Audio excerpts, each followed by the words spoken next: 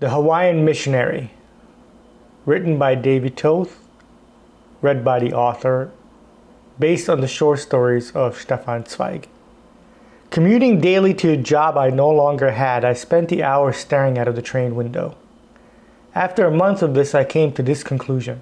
The Great Recession was the Great Depression minus the picturesque breadlines and the soothing voice of leadership on the radio. Angst without the reassurance that you had the right to despair. Still, I preferred action to introspection, and I rode the train into New York City, his days bent over books. And his pallor spoke of a life without sunshine.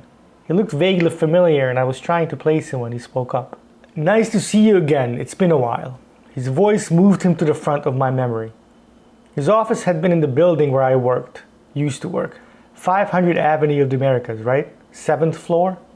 Good memory. Sign me in gold, he said, extending a bony hand. He was an elevator acquaintance, of which there are many when you're in New York City. We exchanged pleasantries about the weather, the Yankees. On rainy days, we commiserated about global terrorism. "Steve Wood, and you're the owner of Gold Rare Documents." "Right again. You just saved me the trouble of giving you my business card."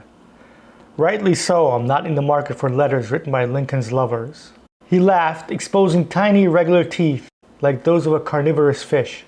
"Nothing so spicy, I'm afraid. The document part is a bit misleading. I deal mainly in stamps, and I can tell by your reaction that you're wondering how a business like mine is weathering this recession." "Actually, no. I figure in bad times collectors want to unload their stamps." "Yes, I am fortunate to be in a business that is recession-proof." When you've been in the insurance game as long as I have, you learn to spot lies, however small. Sometimes it's just an involuntary tightening of the forehead, bringing out the creases, a slight tug of the lips.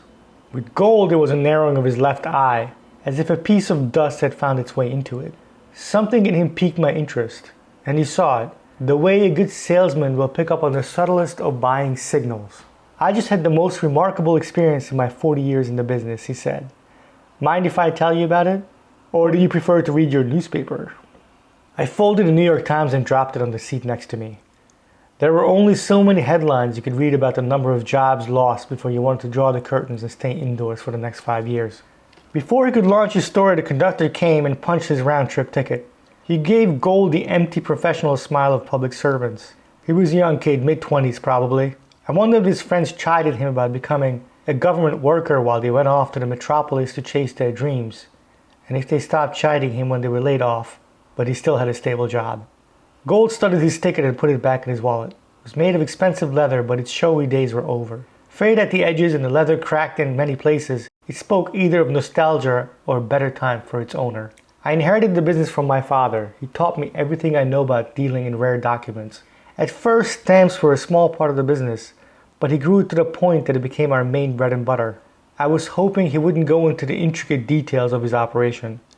Most businesses are interesting only to those who work in it. From him, I learned the value of the personal touch, building relationships with clients, and so every once in a while I go through my files and call old clients to see if they are looking for a rare find.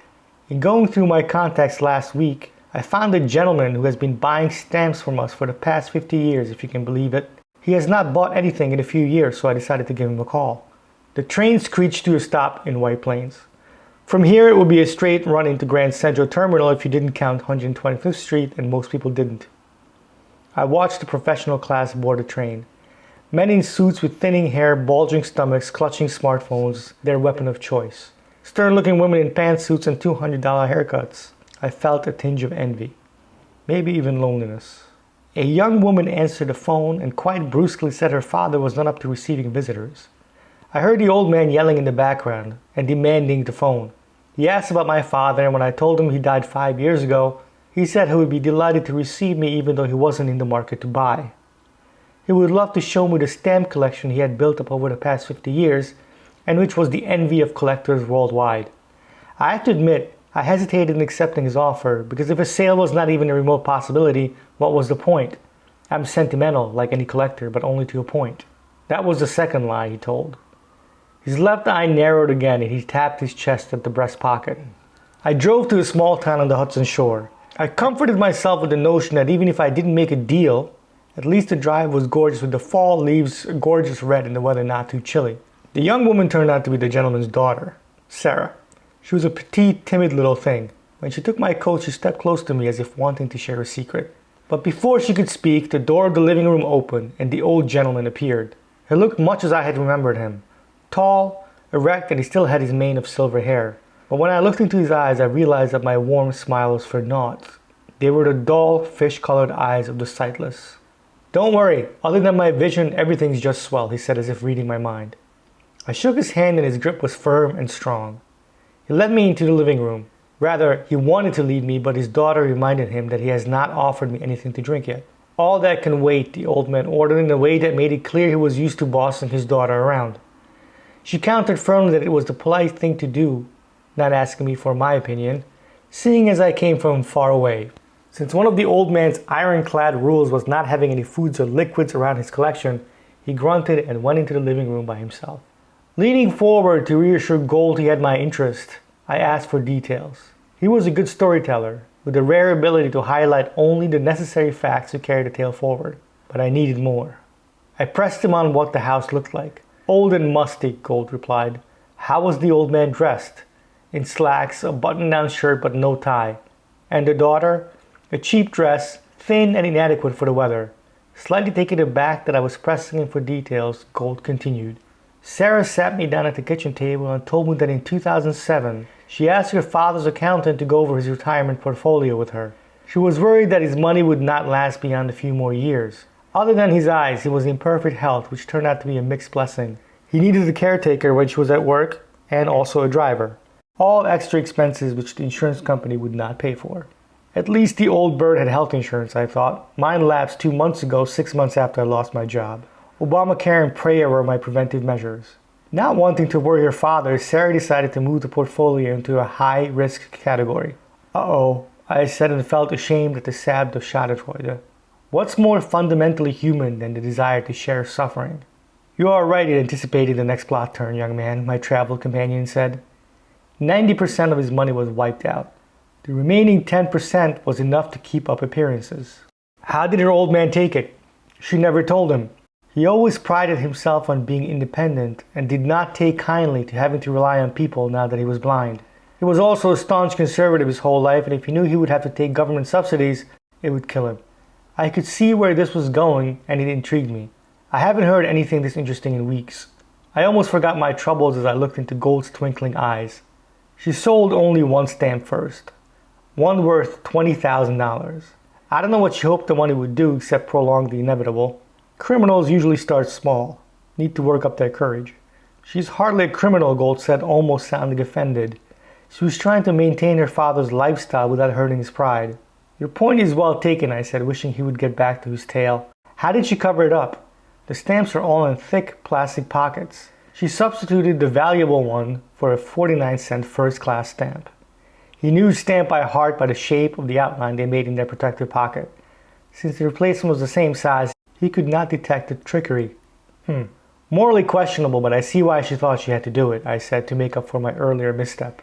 "Indeed, but I'm sure you can guess that the one stamp was not enough to turn her situation around." "How many of the stamps did she go through?" "All of them." I whistled, a sound that was lost in the lurching on the train. We had just entered the Bronx. You could tell because the buildings were taller and cramped together.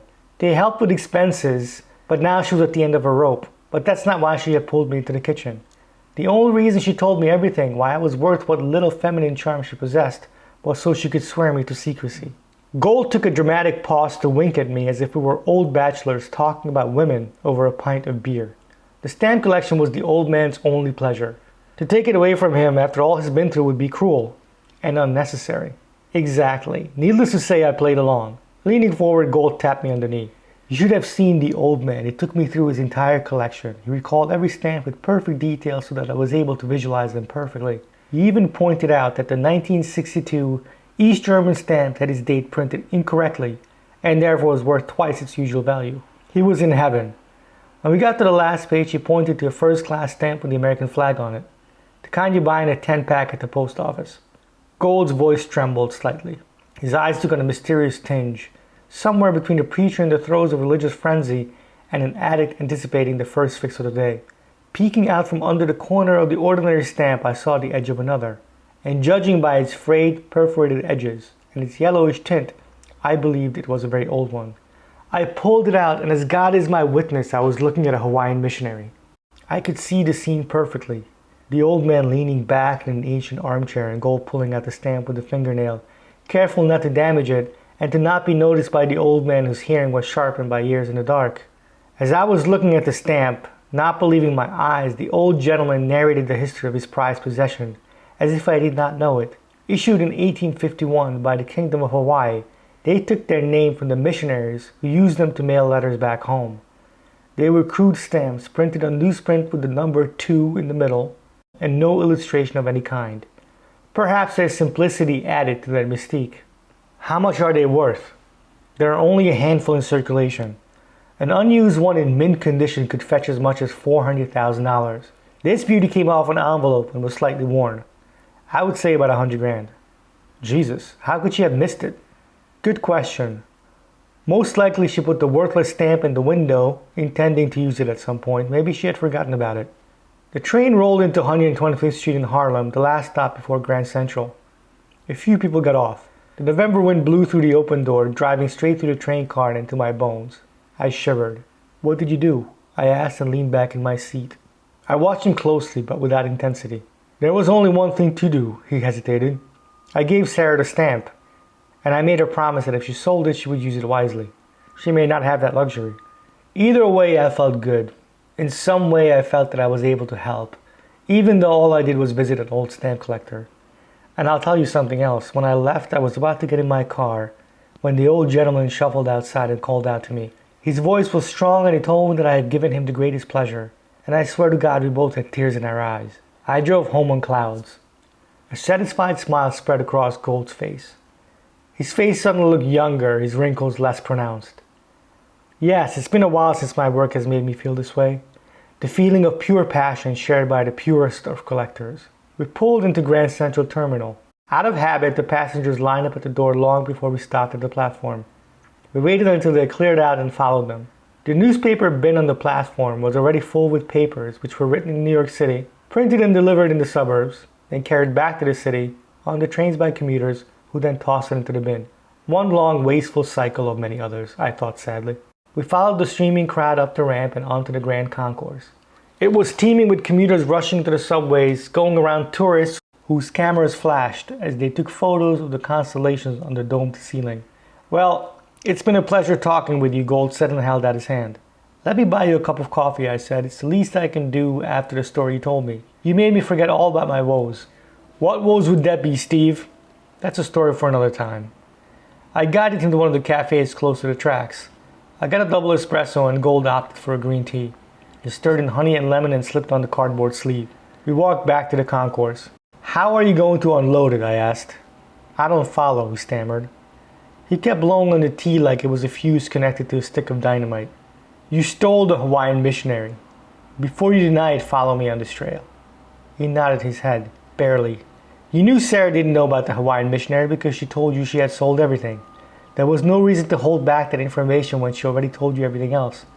Your office used to be on the Avenue of the Americas. You moved out a month before I got canned. I know because they changed the business plate on the lobby directory. Perhaps I just moved offices. Perhaps, but you bought a daily round-trip ticket, which means you didn't move to another location, at least not in the city. Your suit is nice but old, the kind you wear only when you need to impress, and it's all you have to impress with.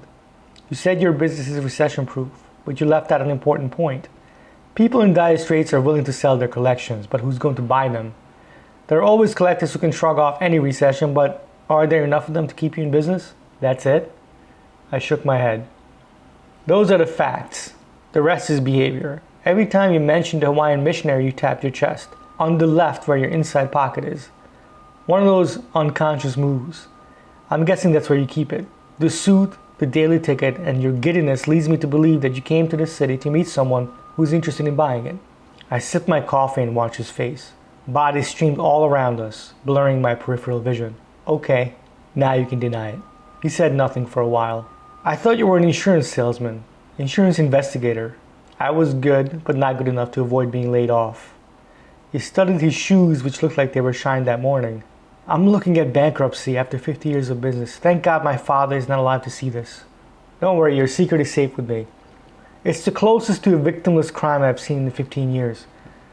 The old man thinks he still has his goods. His daughter is not going to miss something she didn't know she had, and who knows, you might get your business back on its feet. He looked up and smiled, looking once more like a slick predator. He held out his hand. Don't push your luck, I said, and walked away. I took the Vanderbilt Avenue exit. Food traffic was thinning out as most people have arrived at work already. It was cold, but the sun was out and it felt pleasant on your face. As I crossed Fifth Avenue, I thought maybe I would go to the park first and enjoy the sunshine. Then I would take my spot at the cafe. Gold had lulled me out of my usual pessimism. I told myself something I haven't heard from anyone lately. I was a man of a certain skill, and maybe today was my lucky day.